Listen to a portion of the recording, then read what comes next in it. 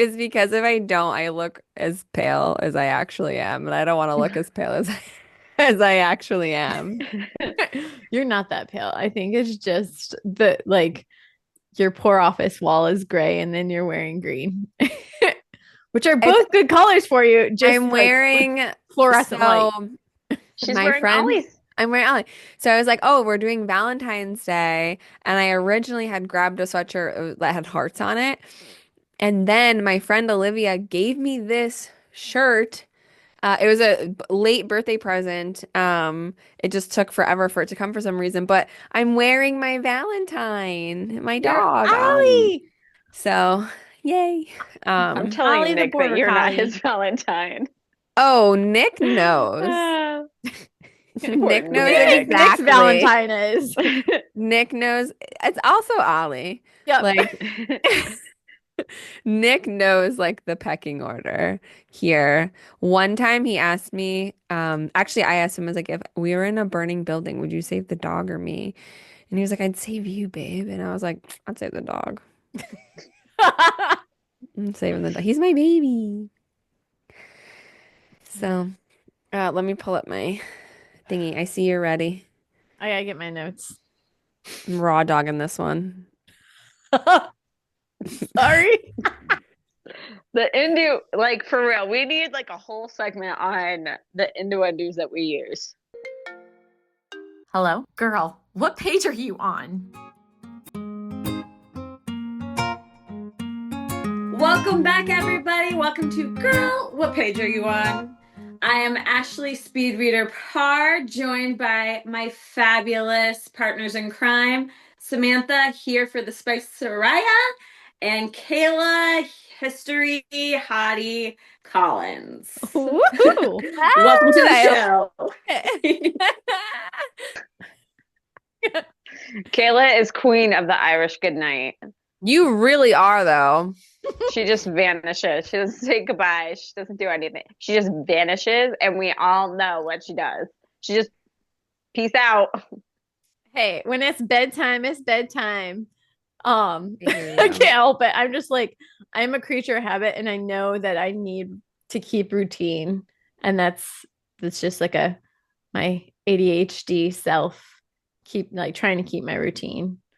If I don't get 9 hours of sleep, I am a tear, not an Indarna.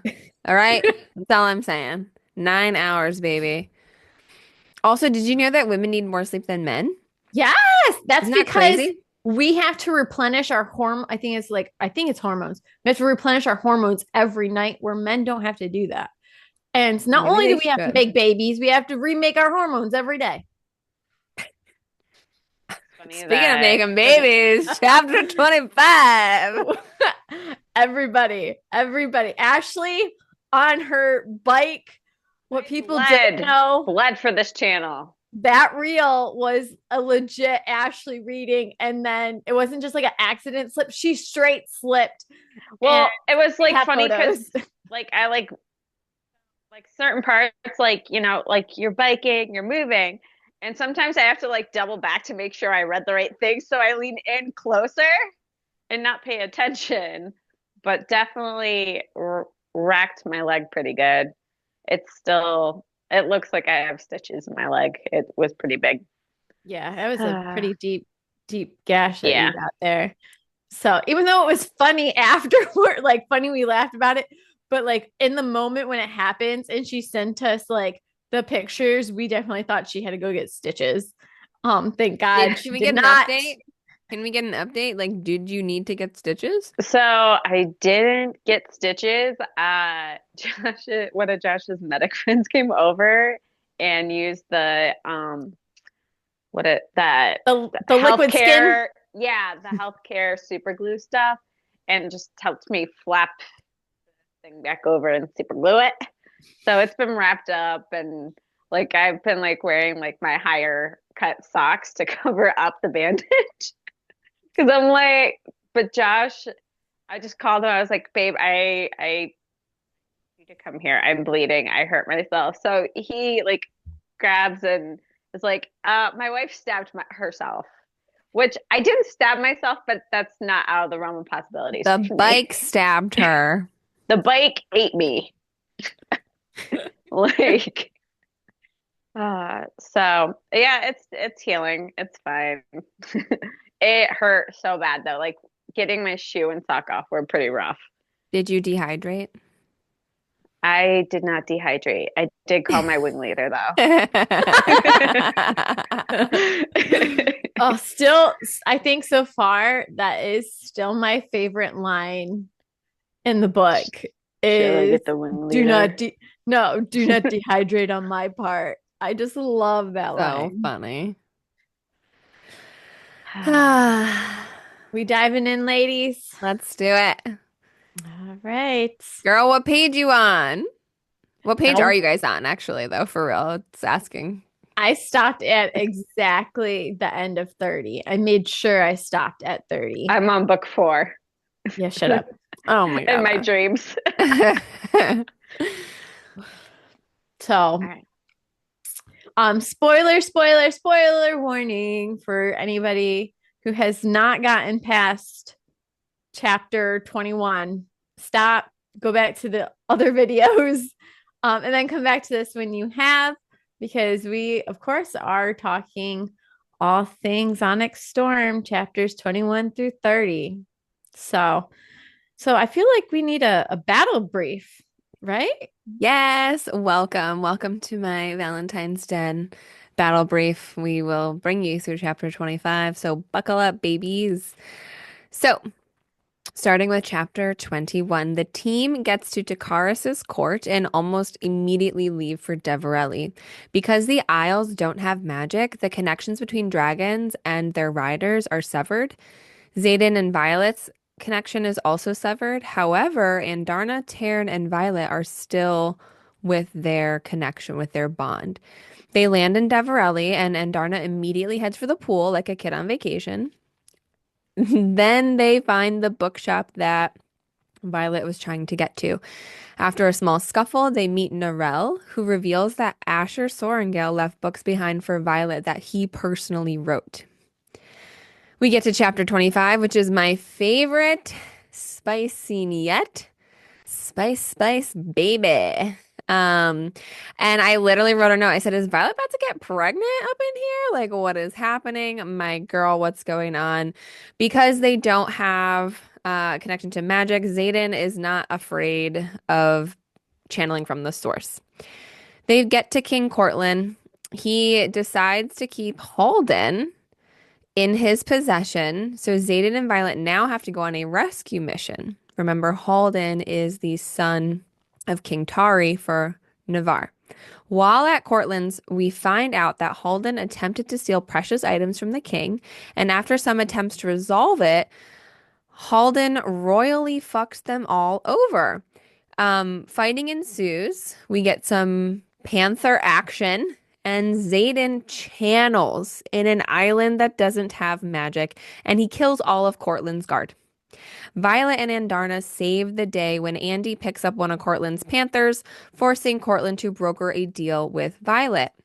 Back home to Battle Brief and business as usual, Violet notices that Xaden's eyes are now amber, no longer gold flecked. The team then travels to Umbriel, where they are ambushed while sleeping. And in that ambush, they get to be brought to the queen, and she can only choose a select member of her team. So Xaden, Arik, Kat, and Dane go to meet the queen of Umbriel. Umbriel is also an island with no magic. So in this case, Umbriel is all about fighting and literally having to fight for position. So we'll be expecting to see some fight scenes in the future. We end chapter 30 with them entering the room to start said fight challenge. And Violet notices that every single attendant there has silver hair just like her. So that's your battle brief. What do we think, ladies? What do we think of these chapters? Chapter 21. My first note was after they go into Xaden's room, he's talking with her against the door, getting all close and hot and heavy. And she starts thinking of something and didn't say it out loud, didn't put it through the bond. And he responds to it, and she's like, Yes. I didn't say it out loud. And then he says, to her, your signet must be growing. Your second signet is growing. Did anybody else catch that? I made sure I rewound it and listened to it What? again. He says your second signet is growing. So it's, I think, which one of you said that it was something about communication? They thought that she could Yeah. communicate. With the dead, I thought though. Apparently, it's not just the dead.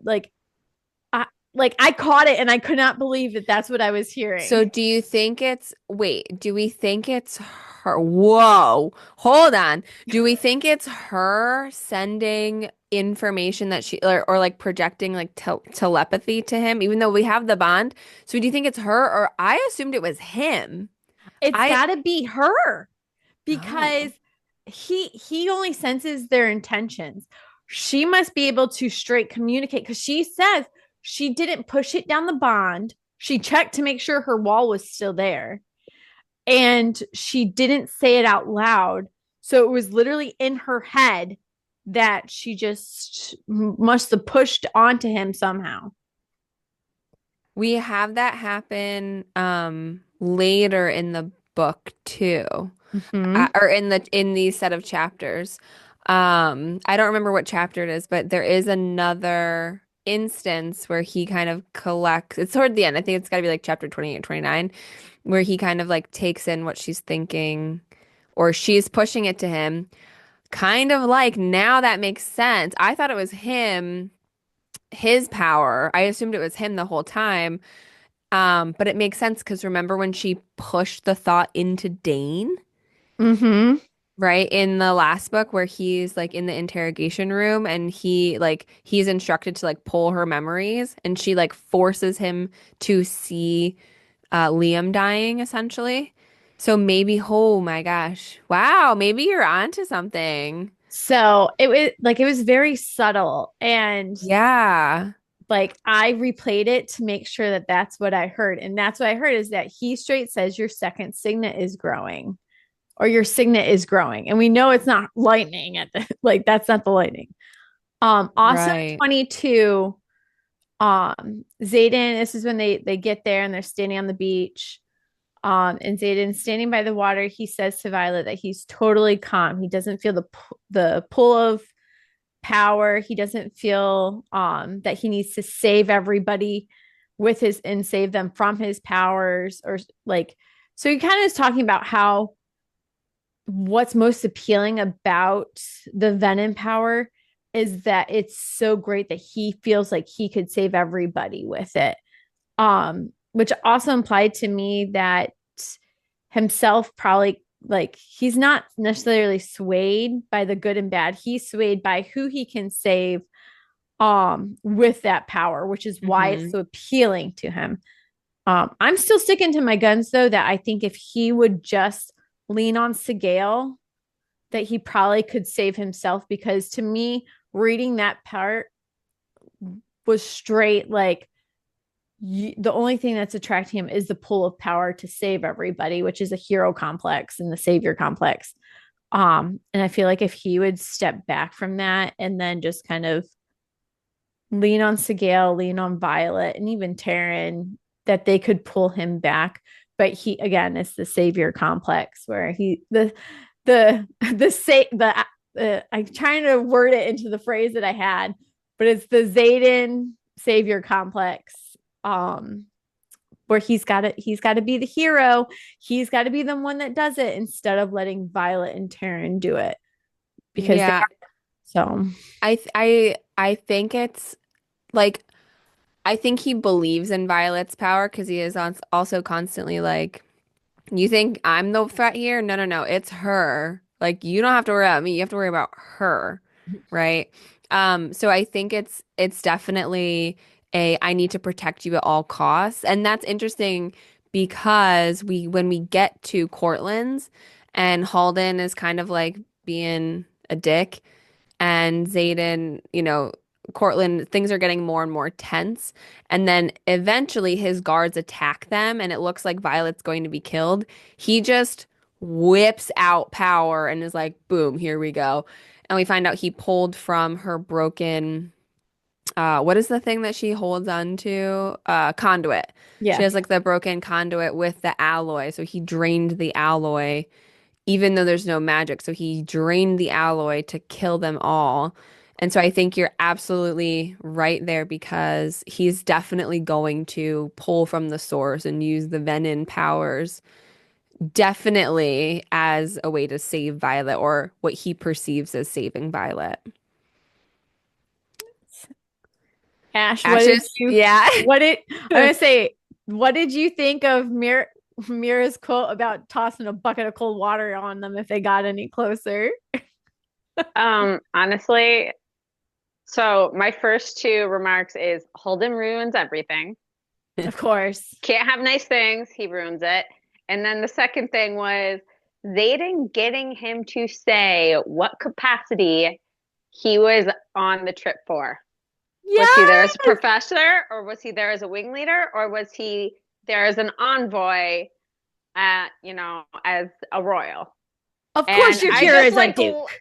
I just like loved like him pushing him and Holden getting agitated over it. And as soon as he said it, he grabbed Violet and he's gone. Like, That was bye. really cute. Cool. I'm here as a duke. Bye. Not Bye. a professor. Got it. Yeah. That was really cute. I also loved Taryn is full dad mode, especially with Andarna in the ocean. Eat that, it will get stuck in your teeth, and I'm not going to be around a festering dragon. He's like, don't chew on the turtles. Don't do it. I also love later on, she's like, Andarna strikes again, saying how she really wants to try a horse. And Violet and Tarrant are immediately like, no. My favorite quote this section was an Andarna quote that says, perhaps my kind will be such or won't be such killjoys. Perhaps they will eat as they see fit. I'm like, I could live by those rules. I liked Taryn when he comes and like screams. He like, roars extremely loudly in everyone's ears and like kind of blows the wind out of them. And Violet's like, was that really necessary? And he's like, no, but I found it amusing. Just scared the crap out of everyone. Hilarious. The pent-up dad energy right there. When they go to the shop, when obviously Holden is being Holden, they go to the shop, and I keep calling her the second grandmother. But her description of Zayden and Violet's love, she uses the words toxic yet romantic and amazing, kind of something also apparently Asher. So this is before I knew what the ending line to this quote was. And that Asher must have had some kind of foresight, because he gives a perfect description of Zayden. Turns out it's not Zayden. He's actually talking about Dane. So and funny. Violet and Dane, and just the sheer like Mira just starts like literally goes like this, covers her mouth, covers her nose, and tries to stop herself from laughing. She goes, "I'm sorry, I can't," and then just goes behind a bookcase and loses it. Have you seen? You guys been on social media? Because some of the memes that people have done is hilarious. Like one is like the Ryan Gosling and Steve Carell and a couple others, and Ryan is just like dying laughing, and I'm like, that is like the perfect energy for that scene. Is like everybody like cracking up over it. Yeah, it was definitely one of the highlights of these few chapters. I literally put Mira does not disappoint. She does exactly what we've all would have done, is burst out laughing, trying to hold it in, and then just letting it out, just like it needed to be. And it was just so effing funny. Like I just loved that whole thing. And especially like Dane being like just that's not like nope, that, and Zayden being like, I'm Zayden, and he's like, I'm Dane. like, oh, well, I guess Asher wasn't right. Um, so, but the I just thought it was very like funny and interesting. Um, but yeah, what do we think about Daddy Sorrengail dropping off his books to the bookkeeper to hold on to? I mean, I cannot wait to find out what is in said books. I feel like these 10 chapters, they didn't drag on because there no Rebecca Yarros stuff drags on because there's so much funny banter and there's the plot does move, right? But I don't feel like we got a ton of information here. Like there's not a ton to dissect, I feel. I don't know if you feel the same, but um I am very excited to find out what is in these books. She starts to kind of dissect into them and get into them a little bit, but it was very clear that they were only for Violet. And so Narelle is her name, right?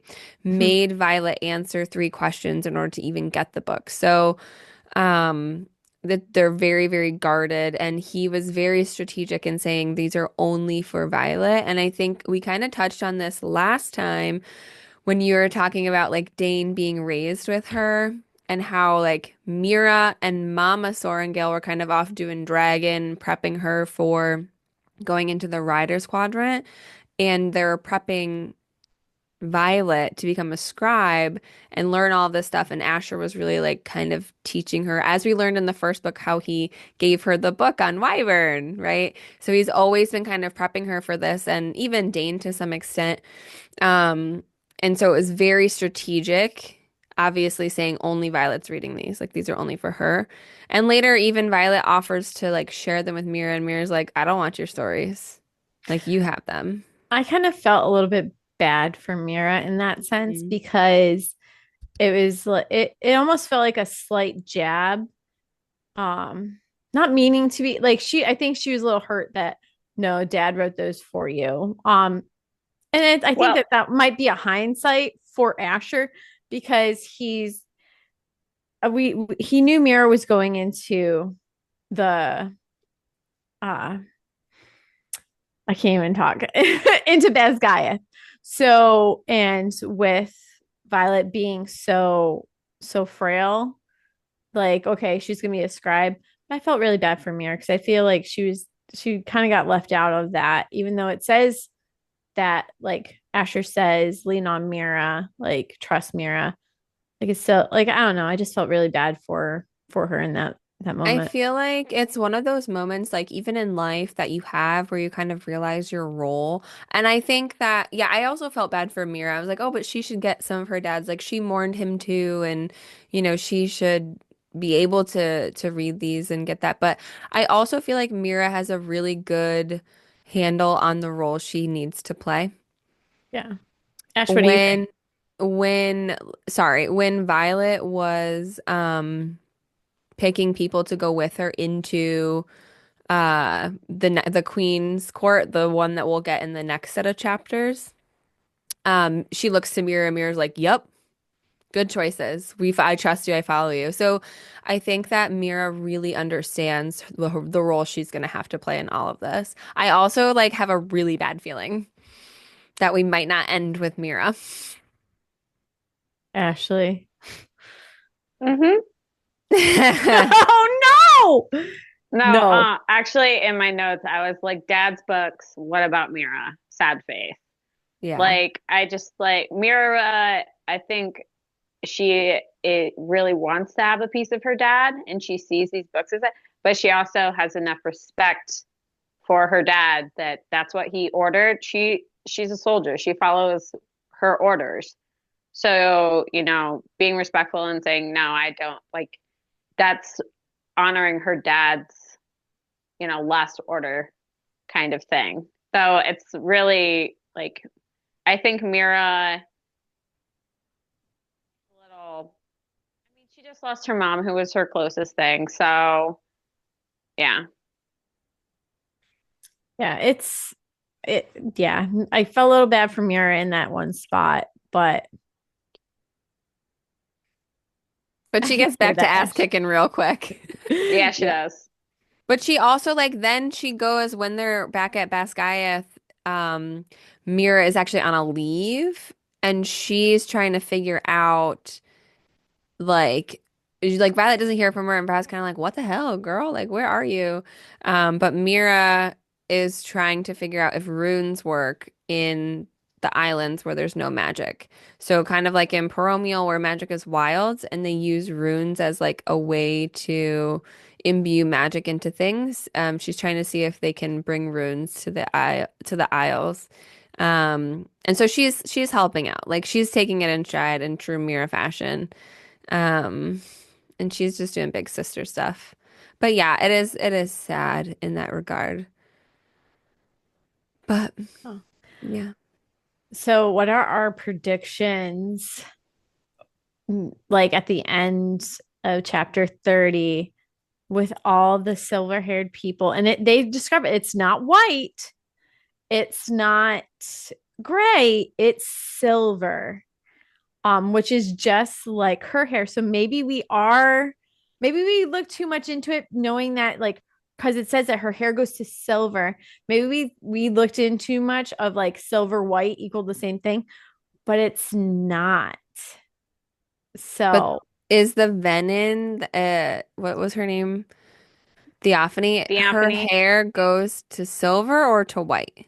I think it Her says hair is white. white. Yeah. Oh no, I'm sorry. You know what? I can't. I want to say it was silver white, but I can't remember the exact words used. I want to say that the But I the re Venom silver was hair white. thing is just like, yeah, when like my one of my bottom notes is silver hair exclamation mark. So that and I thought it was interesting Halden's reaction to seeing Cam Arik. Like he was kind of chill about it. I felt like a ref at the goal line going touchdown just because I was like, just Cam putting him in his spot saying, bitch, please. You're like, just go, just go. We don't need your basket. We have a rider. So these two are talking about when they're selecting because now that like Aura fucked everything up, Violet's like, nope, I'm choosing my own squads. But we also know that the islands only deal with royalty. They're very pretentious. They only want to deal with the royalty. So they have to have some royalty, aka why Halden was coming along with them. When he royally fucked them over, Violet was like, no, no, no. She is hesitant to ask Arik, who Cam, right, Halden's brother, who was missing from the royal court, because he was getting a dragon at Basgiath. And so that scene was freaking gold because Arik reveals himself and we get some hilarious, like, nah, dude, you're a hothead.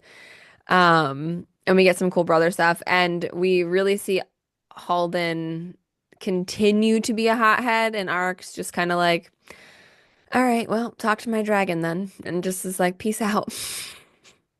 I actually was expecting Halden to be more Halden than what he was. He actually seemed very relieved in my reading of it, at least my point of view of like him. Like he could have been like, this is where you've been at, like da da da. I mean, he kind of was like, he was like, we checked every brothel, and Arik's like, you checked Those are every your place spots. you would go. Mm-hmm.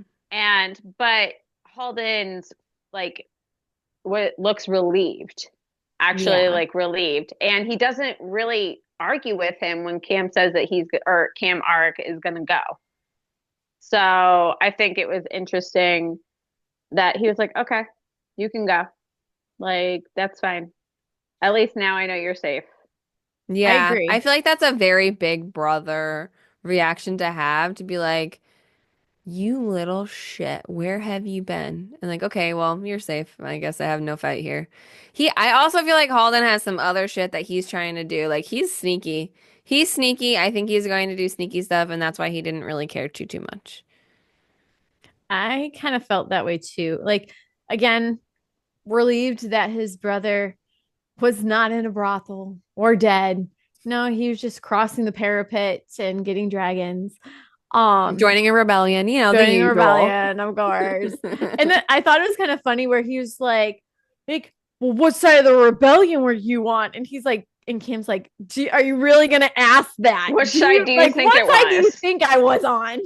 Like, I came here knowing what was going on. I came here for this purpose. Right. Like, You guys are doing nothing. I'm about to step up. I at least have a dragon now, and I can fight in this war. What do we think the I odds are of Cam becoming king instead of Halden?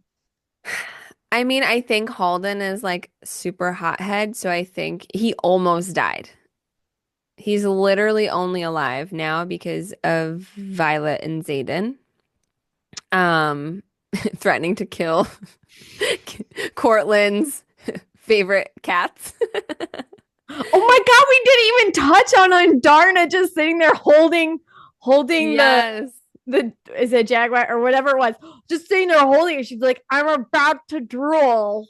I loved it. That was really good. But I don't it would surprise me if Halden survives genuinely. But yeah, that whole interaction at Cortland's where he's kind of like got Halden hostage, you know, I think each of these islands is going to have like a different thing that they value. Cortland's, their island on Deverelli, values their word. So if you betray them, you're done.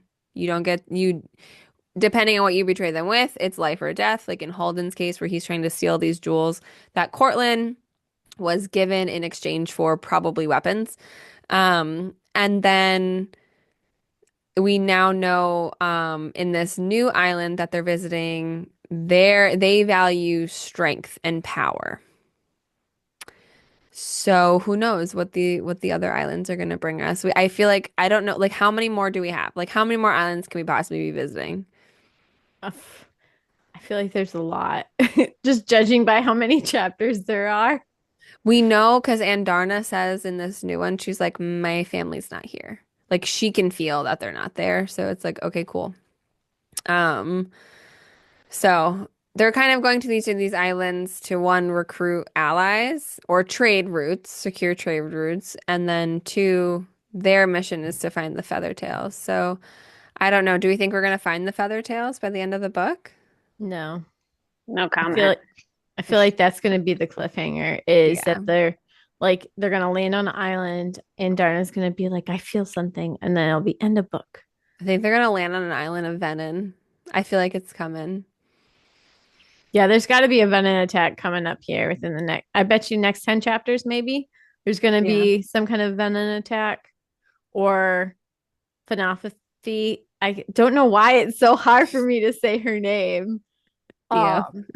Is going to make an appearance in the next 10 chapters. I just have this gut feeling that she's going to pop back in there like she does just to kind of keep, and it seems like she does subtle little things like the note, just being like, I'm still here, I know what you're doing.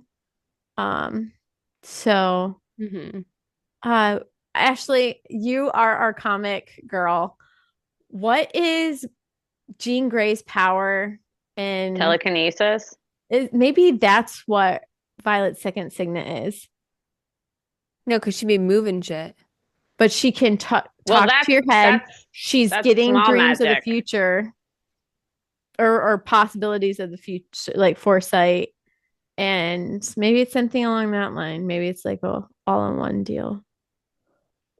Ashley's smiling, so we got to be going on some kind of right track. Or No, the we're complete so far wrong in and left she field. enjoys it. I'm I did have just- one. Oh, sorry. No, I'm just ready for you guys to finish the book. Me too, to be honest. I'm not gonna Me lie too. either. So I feel like we're gonna do this 21 through 30, and then are we gonna do 31 long haul, finish the book? What's that? How many chapters are there? 47, 45, somewhere in there. Maybe do that. Or do you want to split? It's Keep doing 10. You guys are at the halfway point of like the actual book. Because like I said, the beginning started off with very short chapters. the chapters are getting longer up ahead. So, All right, so maybe we stick to the next 10 then. Let's just do the Okay. next 10 All right. and then the ending. go back and rewrite my notes. Ashley's ready. She's ready. I did So want to touch ready. on one other theme that I kind of picked up. It might be a small theme, but I just was starting to notice this. So in the pretext of chapter 25, we get confiscated correspondence of Fen Ryerson to an unknown intended recipient. And it says the most useless word in the language of I can't pronounce this word. Aristocrats. Aristocrats has always been and will forever be love. Marriage is a necessary evil to secure the line, nothing more. Save love for your children. We still don't know who Zayden's mom is, do We we? still don't know who Zayden's mom is. I also am not convinced we know who Zayden, who Violet's dad is. Okay, Oh my- that one I can answer for you because Rebecca Yarros has Yes. straight up said that to multiple interviews. Violet's parents are Violet's parents. There is Okay. no Yes. adoption, no Okay. random thing. She is a Soaring Gale, and she is. I believe her direct comments were something along the lines of, "Do you really think that Lilith Sorengale is going to cheat on the love of her life?" And the answer is obviously no. So Asher is like, those are her Okay. parents. Okay. Zayden, on the other hand, We don't know know. who your parents are. We've not met Zayden's mom. But I think that it kind of brings up this whole theme of like, is love a weakness? And this is like a theme and a trope that we see in a lot of fantasy novels where we're exploiting someone because they love someone else, or the idea that we're able to exploit someone or use them by holding the person or the thing that they cherish most. Um, and I think that most fairy tales would, end in like, no, love is not a weakness. Love is your greatest strength. We get this in like literally Lord of the Rings, Star Wars series, like probably a ton of the anime that you guys are into. But we also kind of see this from, like you were saying before, the bookshop owner. She was like, y'all be toxic, right? Like, it's a little toxic, this love. So we're kind of getting these little hints of I think it's just probably going to be Xaden probably using his Venom powers because he loves Violet so much and he wants to save her. I think that's probably what's going to happen at this point. Um, but we have this kind of theme as is love a weakness?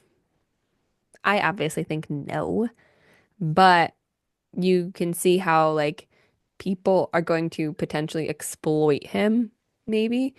And we also get a little bit of Venom movement. We get like a tiny little battle brief scene where we see the Venom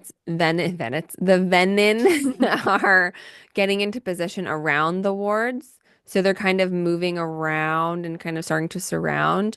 And Violet she kind of notes that yeah, they're waiting for the wards to fall. They're not attacking big cities anymore. They're just waiting for the wards to fall. And so I definitely think Satan's going to play a role in that. And I think that might be where our cliffhanger is. Ooh, that's a good prediction. Mhm. Yeah, I agree. Like I kind of hate the trope that there's always like love is a weakness. Love it like Mhm. because so this is something that I felt like Akatar did very well. Is that in that series, love is the key thing that saves them all, is like staying together. And I kind of feel like this can go right into Riddick saying we have to stay together because they are their own little family built through trauma bonding. And like love is your greatest strength. I mean, I feel like that with all of us, like our husbands are our BFFs, our ride or dies. And Our thank God cousins. they're also y'all's ride or dies. Yeah, I'm gonna They're say the shirtless boys. Oh my God. we have out of the six, there's three Ravenclaws, which is Ashley, Sam, and Dan are Ravenclaw folks, and then there's 2 Gryffindors and a Slytherin. So I feel like we all balance each other out as well. But going back to, I'm getting sidetracked here. But no, like I think that I get it that they're in their 20s, but at the same time, I like we all met our significant others in our 20s, probably right around Zayden's age. And I don't know, I just feel like when you know, but you also have to be able to, like, it's the communication barrier that we were talking about in the previous books, that they need to lean on that and lean on each other more about that, because love is trusting, but also being able to lean on them with information and let them decide. Yeah. And I think that's the same with like the friendships too. And I'm very glad to see that like the friendship bond between Vi, Imogen, Riddick, Garrick, even like Bodhi, all of them, like they're now unquestioning, like they're functioning as a unit and it doesn't seem to be that there's doubts between them. Will that stay the way forever? I bet there's going to be something that blows us all apart at the end. I also saw like a interview with Rebecca Yarros. She's on tour right now, and she said, "Pay attention to who's there at the end." Yep, that's And what I I'm said the like, that's last video. all I Yep. keep thinking about now. So I'm like, okay, like I really hope that the gang is all together. But I think, this idea of like when we have stories where it's playing with the idea of is love a weakness, it's usually the bond and the trust and the love that you have for your people that ends up getting you through. We think Harry Potter, right? The three of them are inseparable. Things are trying to like pull them apart. So it's not your fault for loving. Loving doesn't make you vulnerable, but people might try to use that. You just have to lean into it and trust it, just like you're saying, Kay. Yeah, it's so I guess we gotta Man, wait you're and see. diving real deep. Oh my God. We're going emotional on this Valentine's episode, folks. But well, we wanted to be kind of quick on our debrief of this episode because we wanted to talk about be a little bit different special episode, because we wanted to talk about some of our favorite books, which made us fall in love with reading again, which we've talked about briefly before, but I think we were going to do a little bit deeper dive on that, and who are the characters that we love most that kind of have influenced I guess our reading, like it, or our reading, I'm trying to think of the proper word. I love for reading. Yeah, that's pretty much it. I just love reading. Hence my book lover sweater. So, well, starting with the oldest, Ashley. I What never was stopped reading. I have been reading. Comically, I just pulled out 2 giant boxes filled with like, I hate to say it's like dime store smut, but it's but I mean, I literally have books boxes. But I've been reading books for years. Dime I've never store stopped. smut was not on my 2025 bingo card. Okay. You're welcome.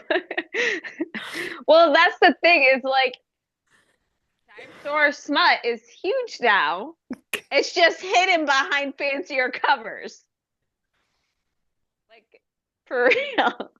Like I remember I read Outlander like 15-ish year, almost 20 years probably. So now it Hold came back on. around. Your mom listens to this. She knows. You've been reading dime store smut for 20 years? sadly, yes. I was reading dime store smut in high school. Oh my God. Oh. My mom knows. I mean, Epic. so I vividly remember this. When 50 Shades was getting really big, Oh my like they were God. talking about like Yes. making movies and stuff. My mom's friends gave my mom the 50 Shades book. My mom was refused horrified. to touch it. Josh was deployed. I needed something to do. So I read the book. I was like, it's okay. Like, Do you know that I've it's fine. never read 50 Shades? I haven't Books are either. so much better, but like I like the third book. Third book was the best for me. I don't know why. I actually just like the last book in each series because it's the I smuttiest. do. No, I like the She happy gets the more endings. bang for her dime. It's all fun and games until I blackmail you with something, I'm sure. Oh my God, that's so funny. But But no, I it's a mean, hilarious gift for your mom, like knowing her. She probably was just like, no way. yeah, my Our mom mom's a is, James Patterson girl. yeah, she is a crime thriller girl, Yeah, murder not a mysteries. romance. She doesn't do romance, period. So We love We you. we love do. you. You're a But like beautiful angel. I love you so so much.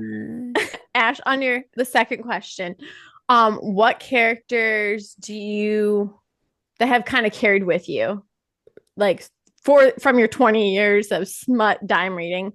Um what characters like have continued on with you? So there's an author called Samantha Christie. I've read, I think, all of like two books, and they've been recently released like the past couple of years. But I have read her Mitchell sisters, Stone brothers, 3 or 4 times. They were so good. So, and they're standalones, but they have kind of connecting characters where you get to see, like, you finish a book and then you go to the next one.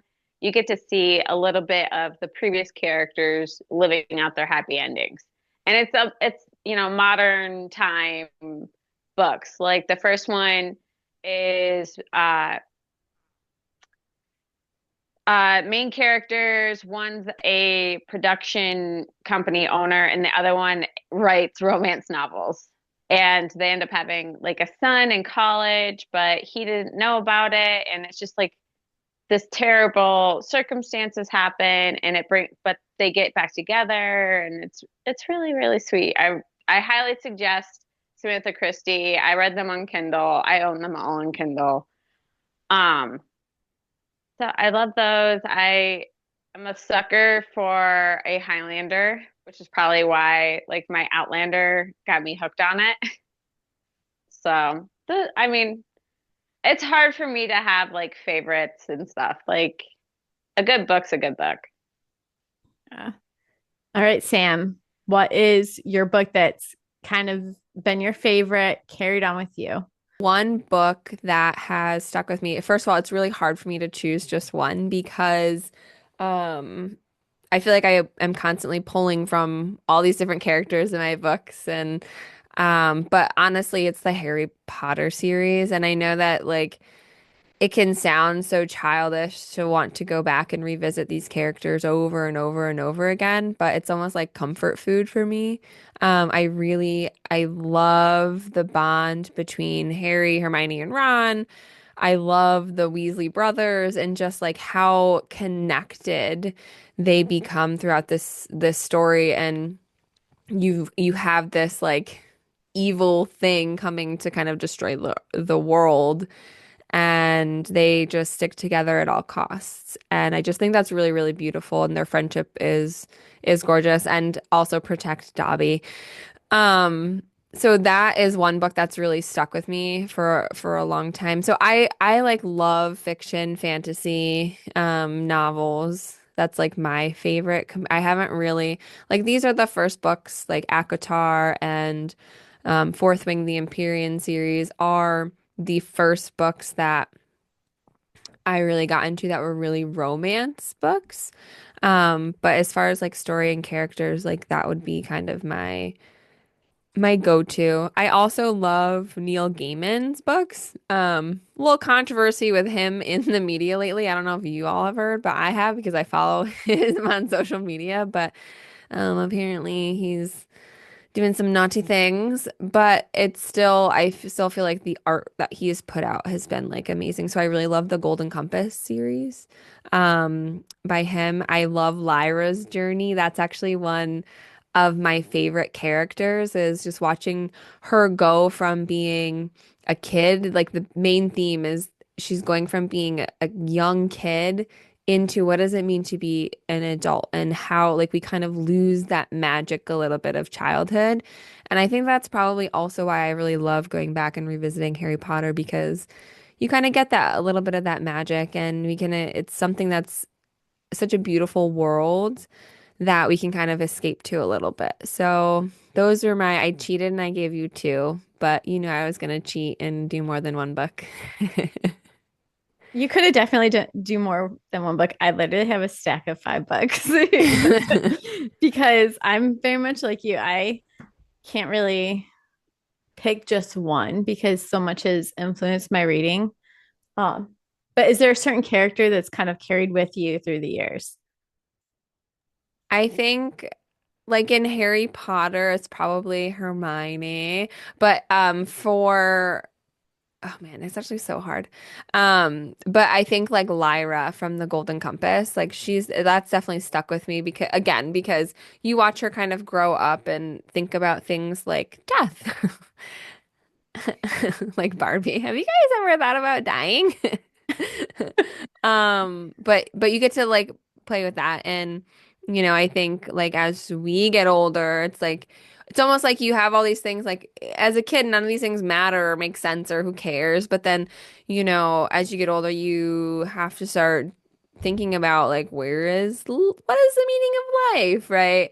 And I think that Lyra's character and that whole story really, really, really helps with that.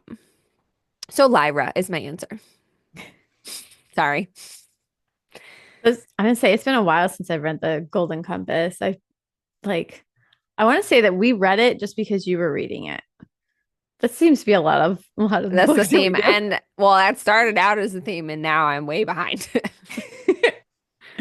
Well, I no kid you, have a stack of my favorites. Um, but I'm gonna go in the backwards order. So like my top five. So I'm gonna start with five. Um, and this is one of like kind of Ashley's, as she quoted, dime store or dime romances, which is called Call Me Irresistible. This book was so good. Like, so I got this book when Dan was actually deployed, when he was in the Navy. And I related so much. Like, I love the character Meg. Like, she just was like, I fit in, like, I felt like I just related to her so much. So that is my number five. Then my number four, which I know is somewhere on Sam's top five list, which is The Goose Girl. Love The Goose Girl. It is like the modern, I don't want to say modern because but it's, oh gosh, I guess it's like the Swan Princess meets Cinderella in a sense. Yeah, totally. Because it's a girl who she's a princess, she's got to go marry a prince. Her maid ends up betraying her and she ends up living as the goose girl, helping out in the pasture with the fowl and in the castle that she was supposed to be at. And her maid is now her, and but she ends up falling in love with the prince. And like that, I'm not going to spoil the ending for anybody who hasn't read it, but amazing book, all ages, fantastic. It's kind of like Princess Bride. Yeah. And Like then it's like if you wanted the story of like Wesley as he's like cleaning out stalls, like that's what it is. that's a good point. I was like, Mhm. but yeah, 10 out of 10 recommend. This series is what actually got me to read in high school, other than like Romeo and Juliet and Shakespeare. I'm probably one of the few nerds that actually loves Shakespeare. But The Hunger Games. So I was a senior in high school. We had a substitute English teacher because our English teacher had a baby. Um, but the substitute was making the juniors read this. And I was like, well, I don't want like I don't really want to read anything like that. Like I just didn't have anything. And thank God I had an amazing substitute English teacher who got me to read this. And then I had an amazing other English teacher, which I had like freshman year, which she was awesome. But she got me on the Blue Blood series, which actually led me to like loving reading again. Like, okay, I can find books that I relate to and I love. So Katniss Everdeen stole my heart. Um, this next one is definitely, I don't know if you all have read this one. I don't think you have, but this was recommended to me when I worked at Barnes and Noble, and it is Fangirl. Um, as somebody who's literally going into college, and then the girls in this, it's a twin, Ash, so you need to read this. But they're twin girls that go off to college, and it's about the one twin just isn't as sociable, and she loves fantasy and she loves reading and writing. Not to mention that the guy that she ends up falling in love with is like 6'2", sandy blonde hair and hazel eyes, which is my husband. But my all-time favorite of all time is Howl's Moving Castle Yeah, it's by up there for Diana me too. Wynne Jones. And Sophie is my character. Anybody who loves Howl's Moving Castle by Hayao Miyazaki should read this book because the movie and the book are not the same. They're way different. But Sophie is my all-time love. She is the character that will always be with me in my heart and soul. Just because she holds a lot of stuff in, which is very accurate to like the movie and the book.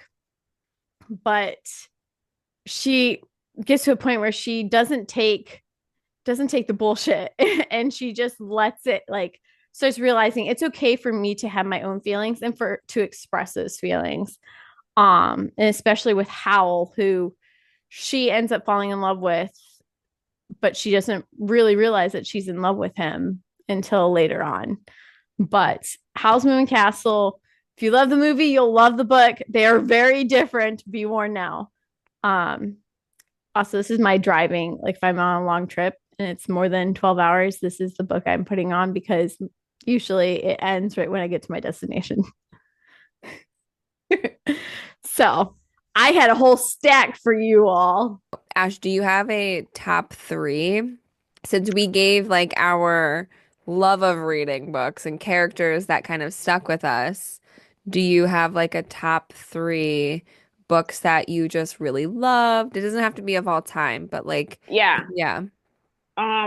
So Akatar, Silver Flames, I loved Nesta. I just loved her character development of uh starting out with just absolute carnage emotionally and seeing her and Cassian, one, develop their relationship, and two, watch him pick her up and be like, you have the strength to, overcome this emotional trauma that you're going through. Whatever you're feeling, you are stronger than that.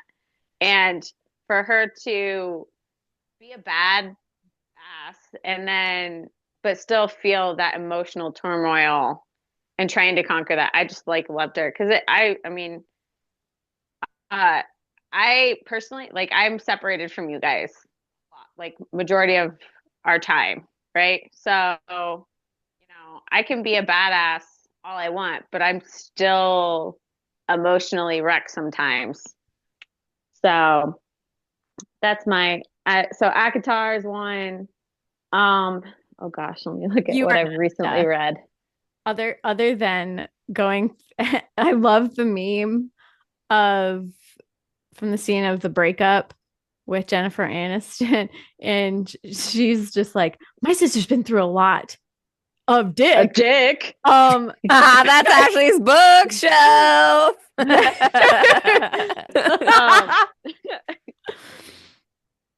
I would say my second one is probably another Sarah J. Maas, and it's Crescent City. I'm trying to get you guys to read it. So good. Bryce is just an all-around, just such a great character. So I'm gonna push Crescent City, Akatar, and then And I'm just going off of like the past year of recent reads. Hmm. Um, but the Powerless series was another great one with a great strong female lead, and um, just a great story. Really, really, really enjoyed it. Very uh Hunger Games meets Narnia kind of situation. But like the first book is, them going through something, and then the second book is him going after her, which was a lot of fun. So those are it. I'm excited to read those. You've given them really good reviews. You've not led me astray thus far. So I'm excited. They're on my list. Um, I just like I want to make sure that I'm only reading those. Do you know what I mean? Like I want to make sure Mhm. that I'm like Mhm. able to fully dive in because I'll read books like multiple at a time, but it'll be like I said, like it'll be a it's not like really a self-help book, but it's like a psych knowledge kind of book, like the Mel Robbins one. Or I also just read, or I'll do a re-listen. So I'm re-listening to Aragon right now, the Dragon Aragon one. Mhm. I actually read that originally with Aunt Paige. I did too. Yes, I think maybe we all did. I feel like we Yeah. might have. I was gonna say. I think that you started reading it. Paige was like, "Oh, well, let's read it together," and so I remember we got a copy from the library and we started reading them together. Yeah. I remember like discussing with her, and then we got to the second one, we liked it, and then like the third, I kind of like fell off, and I was like, yeah, it just Yeah. stopped Do you working know for that there me. was a fourth book has come out? It's in the same world but not same series. But fourth book was just released in 2024. Oh, really? Well, they Yeah. just released that Disney Plus bought the rights for Aragon and are planning to do a TV show for it. It's because everyone's like, oh, you guys made dragons cool with Game of Thrones. Now we can put this on TV. You know, like I dragons have The always book been cool. Let's be surged. clear. Let's be clear. Dragons have always been cool. Dragons and Wyvern. We have to make sure that there's a And Wyvern distinguish between the between the two. two. So while There's you a were giving your surge. list, I was able to cheat and go on my Goodreads and be like, oh yeah, I forgot about that book. I'm so bad under pressure, but so like if I was coming up with a list, I have four on my list. So and I'm gonna go in order from like Kayla did to least to my actual favorite. So Stardust by Neil Gaiman. Right? I know, I forgot about that book. That was such a good book. Oh my God, I That's the love thing is that there's Stardust. That was so many such books, a good book. such a good but book, right? in A this little like time. it's hard because each of us has like our list where stuff really stuck with us. But I feel like it's so hard. But continue. So Yeah. Stardust, So love Stardust. Stardust. So if to our listeners, if you haven't read it and you've seen the movie, like it does follow the movie really nicely. It's just like a fun world. Neil Gaiman is like a master storyteller and world builder, and it's just a nice little novel to read. It's a love story, but you get to go on an adventure. The next one is A Knight of the Seven Kingdoms by George R. R. Martin. So it's in the Game of Thrones. So I've read all of Game of Thrones. It's great. I love the story. It's not like my favorite. I prefer the TV show to be honest. But this book is an offshoot from the world. It's not exactly a prequel. It's just like a story that happens before the Game of Thrones timeline, and it's about um a knight and his squire. And they're kind of just like traveling through the land, and he's a hedge knight, meaning he is kind of like is sold. He'll go into a different service to fight for whatever liege lord that he's working with. And the banter between the two is amazing. And it's a really solid novel. If you don't want to get into the Game of Thrones series all the way, like this is a really nice standalone for it. You don't need to have read any of them, and it's really well done. And George R. R. Martin is like a fantastic writer. Like, I'm not gonna lie, I like love his books, but this is my favorite of his. My next book is The Midnight Library by Matt Haig. I read this book at a time of my life where I was like losing family members, like people were passing away. And the Midnight Library is about a girl who dies. And her version of the afterlife is she gets into a library and she can pull different books, which were different versions of what her life could have been. So it's like kind of helping you answer the what if question. Right. So it's not like replacing theology of an afterlife. It's answering like, well, what if I decided to pursue vet med? Like, what would my life look like? Or what if I decided to become a rock star or whatever? Like all these opportunities you have in your life. And it's just a really beautiful ending of like, be happy with what you've made the right decisions to get you where you are, and you need to be content in that. And like it's just a really good story for anyone. Like it's a good coming of age story. It's a good, if you're going through a change period in your life, this is a really great read for you. And my favorite, which I forgot about, I can't believe I forgot it, The Alchemist by Paulo Coelho. I was wondering why that was. I was like, I know. wait. I had literally like I don't know why I forgot about it. It's just like it just is literally like the mic drop on love, helping you know who you are, trusting yourself and your decision. It's just like a beautiful little love story, but it's like how you love. It's like the character falls in love with someone, but it's about the journey of life, and it's just really well done. It's really well written, and it's like that's an amazing book. Highly recommend. It's relatively short. You could probably finish it in 2 hours, Ash. But for all the normal people out there, give it a nice weekend to read if or a nice snow day. It's a really lovely book. Nice. So, Ash, do you have more to add to your list now? So I will throw a nonfiction book out there. It's called The Legacy or Legacy. It's about the All Blacks. Oh, the The rugby team? rugby team All Blacks. Josh actually just read it and recommended it to me. It was on I don't know if it was a sergeant major, commanding general, somebody's reading list, and Josh read it and he's like, you really, so I read it, and it's developing a winning atmosphere regardless of like if it's a sports team or if it's a work environment. It is so good to read. It was just really, I actually really enjoyed it, and I've tried to implement some things and even threw it into our coaches reads. So if you're looking for something that will help you bring your team or your coworkers and yourself, or just to get an idea of how to be successful in yourself, I highly suggest it. It was really great read, and there was some comedic parts of like, this is what we do. I love that. Are we feeling the love going back to all of our old favorite reads? I feel like we need, like, I want to reread so many of them right now. Like, I read House Moving Castle probably at least 10 times a year. Oh my God, give And it I up. am not exaggerating, folks. Like, I literally, and there's a series, there's 3 books in the series.